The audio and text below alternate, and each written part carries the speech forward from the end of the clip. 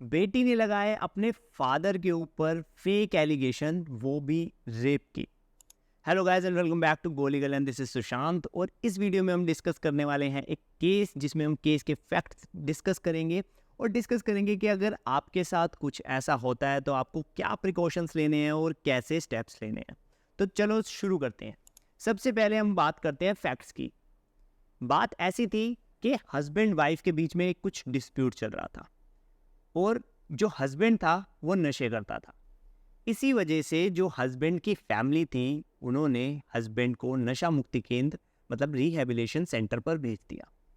और जब वो नशा मुक्ति केंद्र में था उस बीच में वाइफ की हस्बैंड की फैमिली के साथ डिस्प्यूट होता है प्रॉपर्टी को लेके। वाइफ कहती है कि कुछ प्रॉपर्टी उसके नाम पर कर दी जाए, बट ऐसा करने से वो फैमिली डिनाई कर देती है। और उसके बाद क्या होता है, जो वाइफ है वो अपनी बेटी से उसी के फादर के अगेंस्ट कंप्लेंट लॉन्च करवाती है, एफआईआर लॉन्च कराती है, वो भी रेप की एलिगेशंस की। सबसे पहले वो अपने कंसर्न पुलिस स्टेशन में जाते हैं, वहाँ पर कंप्लेंट देते हैं, बट वहाँ के पुलिस ऑफिसर्स कंप्लेंट नहीं लेते, ये देखते हुए कि एलिगेशंस तो बिल्कुल ही झूठे हैं। कोई फादर अपनी बेटी का रेप क्यों करेगा। और जिस तरह के एलिगेशंस थे, जिस तरह के फैक्ट्स थे, उसको हम प्रैक्टिकली इमेजिन भी नहीं कर सकते।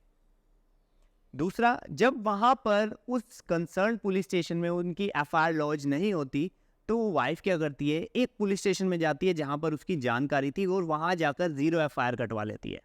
और ज़ीरो एफआईआर कटवाने के बाद वो कंसर्न जो पुलिस स्टेशन है वहाँ पर वो एफआईआर आ जाती है और वहाँ से जो पुलिस है वो जाती है नशा मुक्ति केंद्र में। और नशा मुक्ति केंद्र वाले उस पर्सन को हैंड ओवर नहीं करते, कहते हैं पहले आपको उनके फैमिली मेंबर्स को बुलाना होगा तभी हम उन्हें हैंड ओवर करेंगे। और इस बीच में नशा मुक्ति केंद्र वाले उस पर्सन के घर वालों को कॉल करते हैं कि ऐसे ऐसे पुलिस आई थी। और इस बार जो घर वाले हैं वो इस बात को डायरेक्टली ले लेते हैं कि ऐसे ही कोई छोटी मोटी कंप्लेंट करी होगी, इस वजह से पुलिस आई है। और नेक्स्ट डे दोबारा पुलिस वहां पर जाती है और उस टाइम पर नशा मुक्ति केंद्र वाले कहते हैं कि पुलिस वालों के पास वारंट है तो आपको आना ही पड़ेगा। तो यहाँ से उस पर्सन के जो ब्रदर है वो वहां पर जाते हैं, साइन करते हैं और अपने ब्रदर को हैंड ओवर कर देते हैं पुलिस को। और पुलिस उन्हें अरेस्ट करके ले जाती है, उनका मेडिकल होता है और उनको जेल भेज दिया जाता है। तो कंप्लेंट का वर्जन कुछ इस तरह से था कि मैं ए टू जेड जो भी लड़की का नाम था उस टाइम पर, जिस टाइम पर ये कंप्लेंट दे रही है अभी वो 12 साल की है और वो कहती है कि आज से 6 साल पहले से मेरे फादर मेरा रेप कर रहे हैं।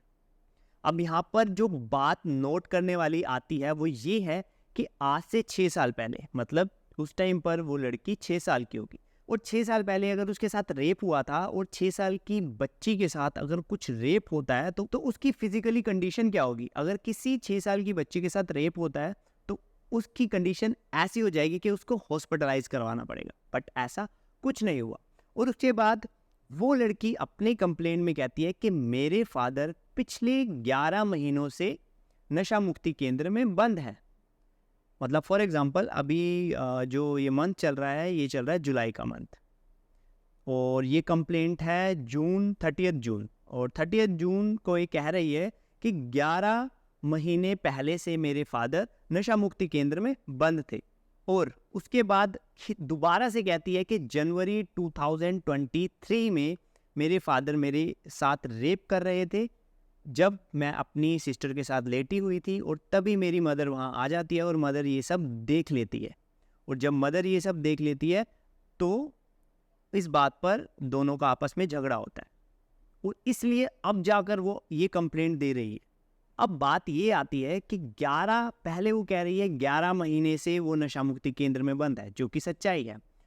और कहती है कि जनवरी में मेरे साथ रेप हुआ जब मेरी मदर ने देख लिया। अगर वो नशा मुक्ति केंद्र में थे तो घर पर रेप कैसे हुआ। तो ये थे कुछ फैक्ट्स। अब एक हस्बैंड वाइफ की लड़ाई कहाँ तक पहुँच गई कि उन्होंने ये भी नहीं सोचा कि वो एक अपनी बेटी से उसके फादर के अगेंस्ट एलिगेशंस लगवा रहे हैं, वो भी रेप के, और उस एलिगेशंस की वजह से उस पर्सन को जेल जाना पड़ गया। अब यहाँ पर जो इस पर्सन की गलती थी, इस फैमिली की गलती कहे या नेग्लिजेंस कहे, वो ये था जब पहली बार पुलिस नशा मुक्ति केंद्र में गई तब उन्होंने उस बात को बहुत ही लाइटली ले लिया। अगर उसी टाइम पर वो किसी एडवोकेट को कंसल्ट करते तो वो एंटिसिपेटरी बेल फाइल कर सकते थे। और 99% चांसेस ऐसे थे कि एंटिसिपेटरी बेल हो जाती, क्योंकि जो कंप्लेंट है उसमें ही बहुत सारे ऐसे लकूनाज हैं जिससे कि बेल हो रही है। और साथ ही साथ कंप्लेंट पढ़ने से, एफआईआर पढ़ने से हमें पता लग रहा है कि ये पूरी कंप्लेंट बिल्कुल ही झूठी है। कोई भी लेमैन होगा उसे नहीं पता होगा कि ऐसे भी एंटिसिपेटरी बेल फाइल हो सकती है। अब ये केस डिस्कस करने का मोटिव सिर्फ ये है कि इस तरह के केसेस भी हो सकते हैं। अनफॉर्चुनेटली आपके साथ भी कोई ऐसे सर्कमस्टांस क्रिएट होते हैं, तो आपको पता लगते ही कि आपके अगेंस्ट ये एफआईआर होने वाली है या पुलिस आपको ढूंढ रही है, आपको तुरंत ही एडवोकेट से कंसल्ट करना है और एंटिसिपेटरी बेल फाइल कर देनी है। तो ये था एक बहुत ही वियर्ड केस, और ये पहला केस नहीं है जहाँ पर एक बेटी ने अपने फादर के ऊपर ऐसे फॉल्स एलिगेशन लगाए हों। पहले भी ऐसे केस हमारे सामने आ चुके हैं कि मदर फादर की आपस में लड़ाई होती है और जो बच्चे होते हैं वो अपनी मदर से ज़्यादा कनेक्टेड होते हैं और नासमझी की वजह से वो कंप्लेंट कर देते हैं अपने फादर के अगेंस्ट। ऐसे ही एक similar case Meghalaya high court ने क्वैश किया है, अभी आपकी स्क्रीन पर शो हो रहा होगा, तो आप सभी से वही मिलता हूँ।